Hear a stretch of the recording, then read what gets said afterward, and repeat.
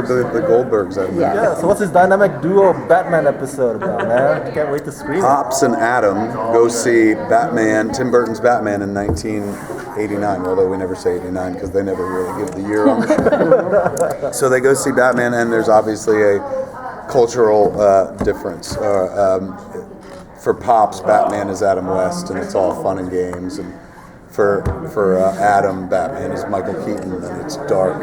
He's the Dark Knight and stuff. So we get to play with some of those tropes, and meanwhile, the storyline with Erica is facing the fact that she wants to go to a college, and she's not going to get into the college she wants to get into, and she kind of blows her college entrance on this other college that she doesn't want to go to. But really, it's all about Batman. And for you, is it Michael Keaton or Adam West? Michael Keaton. I love Adam West because he was my Batman when I was a kid, but like Michael Keaton was at a time when we never thought as a comic book fan, you never thought you would see that. You thought you would see iterations of the Bam, Biff, Pow Batman. And then suddenly they gave us a movie where, if you can believe it or not, we were like, it's so dark. Like, when you look at Tim Burton Batmans now, you're like, it's not very dark. But it seemed like it by comparison and shit. And so I was a big comic book fan at that point, and as I still am. But I mean, then it was like, finally, this is a representation of what Batman really is and shit, even though he used a gun and shit, which he doesn't really. So it was the Batman of like, the Adam West Batman, which I loved, was a Batman of a generation prior to me, from the late 60s and stuff. And so I got to watch it on reruns. But Tim Burton's Batman, more specifically Michael Keaton's Batman, that was my first Batman. Other than the cartoons and stuff, that was the one where I'm like, oh my God, it represents everything we thought this character was. And the beauty of Keaton's performance, too, was like, he doesn't have the physical bearing that a Batfleck has. Batfleck, Ben just looks like a fucking wall with a cape on and shit. Michael Keaton looked like Mr. Mime, but they had that cool idea of like, stick him in the suit. Batman's not, he doesn't have to be a wall of muscle. He's a mind. He's a great detective. He's the world's greatest detective and stuff. So put him in a suit. He has to be well trained, but he doesn't have to be ripped upon ripped and shit. And so that made a Batman that we could all like get our heads around, where it's like, oh, you don't have to be impossibly in shape.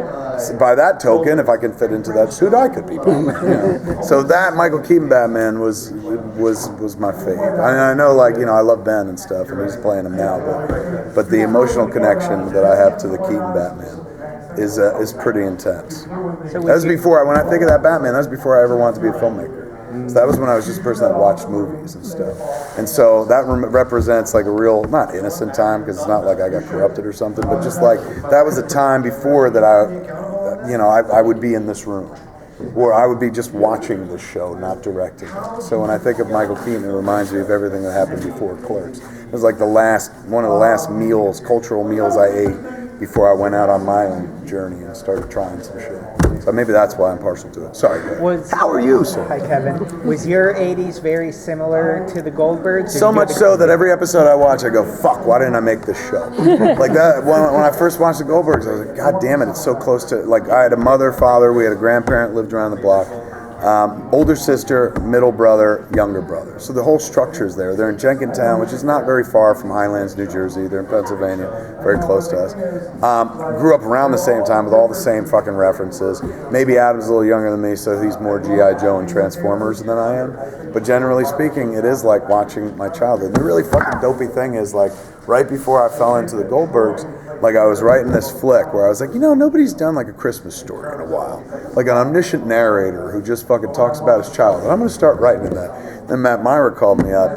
I do a podcast with him called Talk Salad and Scrambled Eggs. And we do unasked for commentary tracks of every episode of Frasier.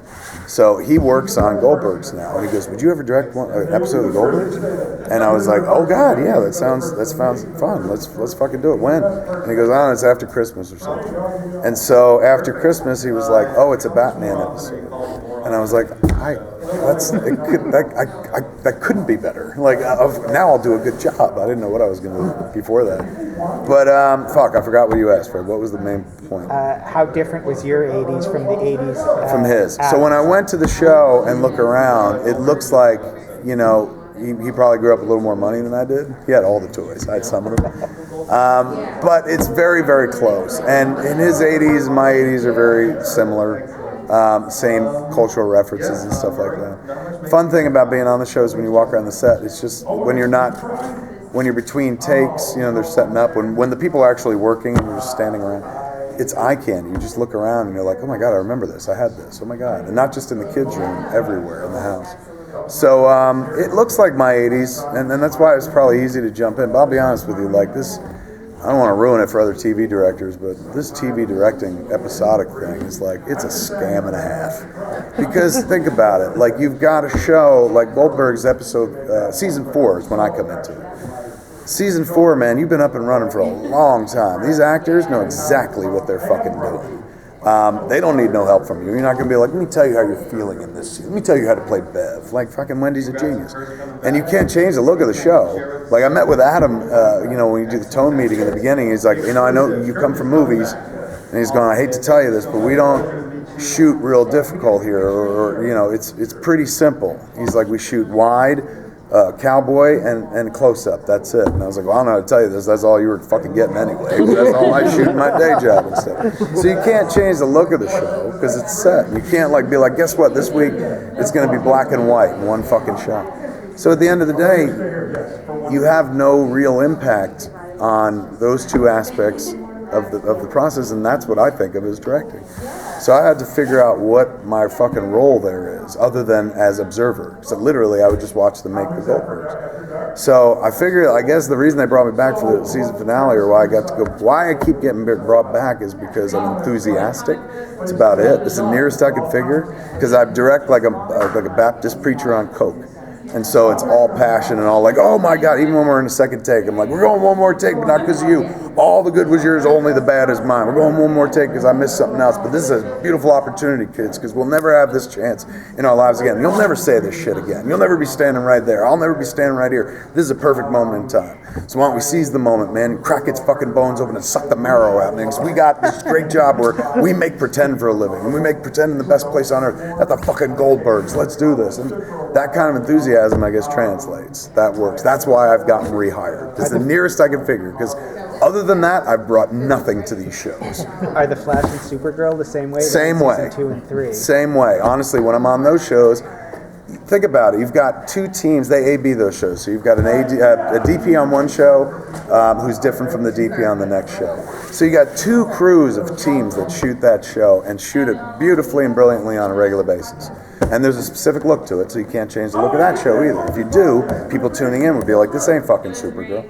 And then when it comes to the performances, you can't, what am I going to tell Melissa how to play that part? Like, let me show you how to play fucking Supergirl, having been a middle-aged 46-year-old man. You know, like, she is innately perfect at playing that role. Her, you know, acting is a job of choices, and she always, infallibly, makes the perfect choice. So there's no direction there other than walking over and being like, you're so good, and then you walk away, and that's all you say and stuff. So I can't really affect it there, but what they keep bringing me back for, I think, is because the passion. Like, I'm just way into it, and it makes them happy. A lot of these shows, you notice I go into Supergirl season 2, Flash season 3, 2 and 3, Goldberg season 4.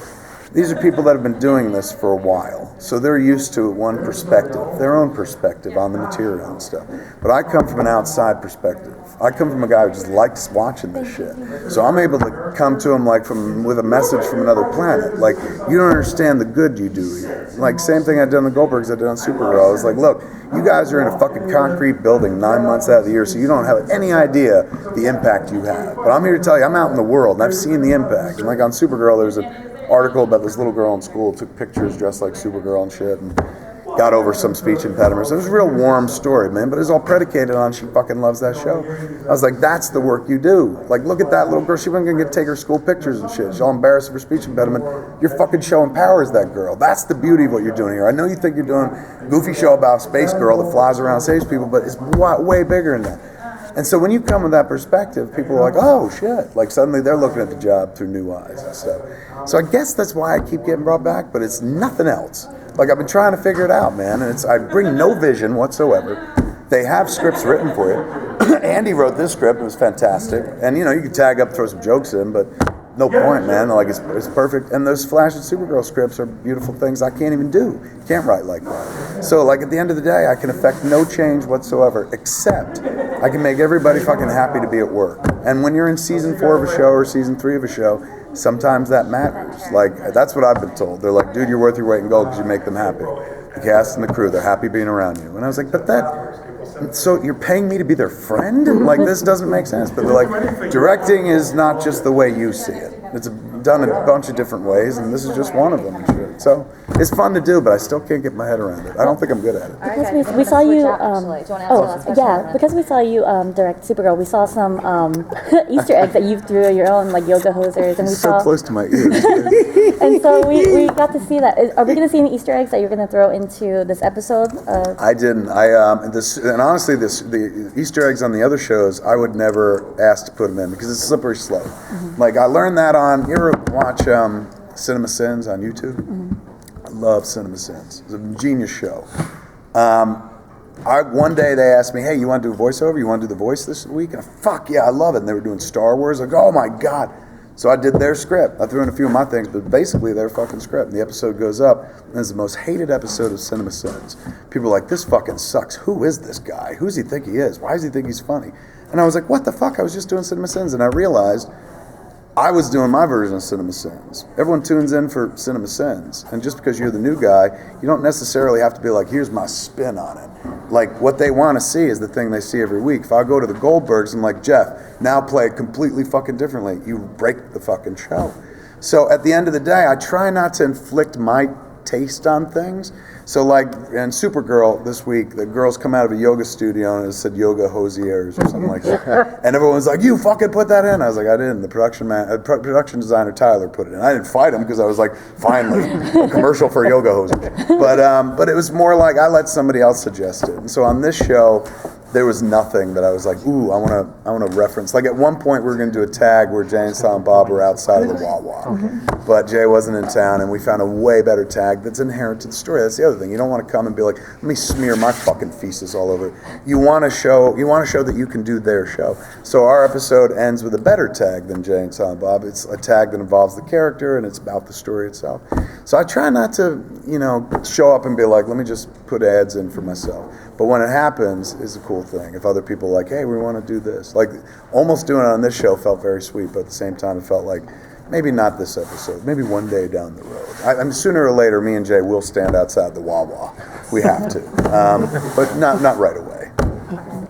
Thank you. I'm going to leave you with a way funnier guy right here. Thank you. How are you? I'm a young nurse. Kevin. I flew home to be with you. I was on the road. Yes, happy with you? I flew home. I did. Yes, you Thank have. you. I did. I was on the road doing gigs with news. And I came back just to do this. Well, So you better be funny on the panel. I'll do my best. Bye, everybody. Bye. Hello, Captain No Pants. Yeah. Hi, everybody. Hi, Jeff. So ask me questions and I will answer them. I'm really excited. I'm a huge fan of the show, and I noticed your character is the dad who he follows Adam Goldberg's father closely. How much spin do you bring to the set as well? Well, first off, the character is nothing like me as a person, so I just sort of learn my lines and I don't bump into the furniture. That's really my approach. And so I'm not really thinking about his father, or sometimes I'll say, do I have to say this? And he'll say, my dad really said that. And I go, okay, I'll say it. I don't like, it's Adam's story that I'm telling. So, but I don't bring much of, here's the thing. If you see warmth in the character, that might be me. Not that he was completely cold. I didn't know him. He passed away before the show started. But I just think it's not much of me. It's me being an actor. Do you remember the 80s in as much detail as Adam seems to? Yes, but my experience is completely different. I graduated high school in 1980. I became a comedian in 1982. So I lost my virginity in 1982. So, by the way, a heckler at a show in South Beach in Florida. So I have lots of memories all through the 80s, but they're a bit different, Moved to New York, lived in Chicago, did Second City, But, you know, it's, yeah. So, yeah, I remember every detail. Do you remember where you were when Tim Burton's Batman came out? Where was I when Tim Burton's Batman came out? I was in Chicago. And I very much enjoyed it. Mostly because of Michael Keaton. The idea that somebody who started out as a comic could become this. And I followed his career very closely. I was always a huge fan of his even before I started in comedy. So I was very excited with Michael Keaton. And I enjoyed it, you know, and yeah. I don't watch it anymore. I have no desire to see it. The ones that I watch over and over are the Christian Bale ones. The first one is the one that I love, and the other two have things in them that are great. So, yeah, they're worth watching. I hate comic book movies. I love the original Batman TV series. There's like maybe, so let's say they've made 30 comic book movies. Maybe 2 or 3 I've enjoyed, and the rest I hate because I love comic books so much. So here's the thing with comic books. A well-written comic book, it's all there. It's like watching a movie. It's all there. So why do they want to take it and market it the way it's all marketing, man? It's nothing to do with a story or caring. And by the way, the action scenes from one of these movies to the other are all interchangeable. Never do you go, oh my God, you know. So, and you know what? Remember all this also. I'm an old man, and I might be cynical when it comes to comic book movies. So don't listen to me that much. Now, is there anything from the 80s that hasn't been put in the show that you would like to be put in, like fashion events, gadgets, etc.? No, I don't really care about that. But I love music, so I'd like Prince's music, for example, The Clash, something that's more akin to what I personally experienced in the 80s as opposed to what Adam's experienced. However, it is Adam's show, and I tell his story. Yeah, that's all that matters, because I'm not going to say what songs, but he's used some songs that I've made fun of him for, that I've said, this is the lamest song. Oh my God, yes. But he loves it. And I'm like, okay, man. What's the song? I'm not saying. Oh. And by the way, it ain't one, man. It's numerous. Well, there was an episode where you watch Howard the Duck with your son, Yes. with the character. When you are given these scenes and these situations, do you kind of brings back memories? No, for you because as I'm well? not sitting in there watching Howard the Duck. I'm actually watching Howard the Duck, but the way it's screened is so it sort of reflects on our faces. So I'm not experiencing the memory of it. Well, the memory of it was kind of nauseating because it was horrible. I love the comic book. My favorite issue is either 3 or 4, Master of Quack Fu. I like that one, but that's an issue of Howard the Duck. But no, the memories were, I may have even walked out, seriously. I don't have a memory, I think, of staying that long. Yeah. What other funny stuff is coming up? On the Goldbergs? Yeah. The kids do things that are wrong. Wendy tries controlling them and me, and she learns a lesson. That's coming up. Well, we got to see a little bit of emotion from the father because Erica's leaving. Mm-hmm. Are we going to see a little bit more of the emotional side when he left? Oh yeah, I think so. I know so. I film stuff. Yeah, so I there should be, unless they cut it out. I think I did some more emotional stuff. I don't remember. It all blurs. You know, you filmed so many scenes. Boom, boom, boom, boom, boom. It's like I can't. People come up to me and they say lines from like Curb Your Enthusiasm, and the only one I know is Big Vagina. The rest of it, I have no idea. I'm like, what do you? Oh, right, that episode. And believe me, when I'm with Larry, I have to remind him, like, that's from the thing. Oh yeah, what happened in that episode? Like he wrote it, and he doesn't remember. So what was it like working with Geekmeister Kevin Smith? Kevin Smith was fun, remarkable. The crew fell in love with him. He did. See, here's the thing. It's joyous to work with people who can take their ego and say, go someplace else. And that's what it was like with him. It was pretty delightful. Well, you're a comedian. Last question. Sorry. The pressure is now, you know. Well, you're a well-known comedian, and you. How much do you improv of this character, Murray, who is just this loud character? So how much do you put input? 0.05%, no, 0.5% is improvised. I mean, maybe 1%. 99% it's on the page. Whereas Curb Your Enthusiasm, I'm improvising the whole thing from a story that's written. You know, the story, but I know what has to happen in the scene, and I probably do it different every take. But on the Goldbergs, man, I just learn my lines. It's well written, so I don't have to really fight, you know? I don't have to say, every once in a while I say, I'm not sure about this, and they'll either change it or tell me I have to do it, that's the rarest, so. But like I said, when I have to do it, it's because it matters to Adam, and I'm his storyteller, so I have to do it. So you don't add an extra moron to it. Could I? But I don't ever talk about there's too many morons. I will tell you this secret that I've never talked about before. When I walk into my trailer in the morning, on the counter in front of the mirror is when I'm shooting a scene with the underwear. It's there. And I don't like shooting the scenes with the underwear. I have to be in them all day. They're tighty whities. And also they're like 3 levels so my wiener doesn't show. And it's just a whole, and I also have my legs get makeup, you know, and it's just not. So what I do when I see the underwear is I go right to the script and go, all right, is this necessary? And I bet you I cut out about a quarter of them where it's like, no, this is just for the gimmick. Where other times it's like, oh yeah, he's coming home, he's doing this, and it makes sense. So sometimes, so I know what it feels like to be a bikini model now, or an actress. You know, this is not for the script, this is for you to look at. So, well, thank all of you very much. Thank you very much. Sure. Yeah. Thank you, brother. Sure. I got one. Sure. Thank you. Thank you. Thank you. Thank you. See you later.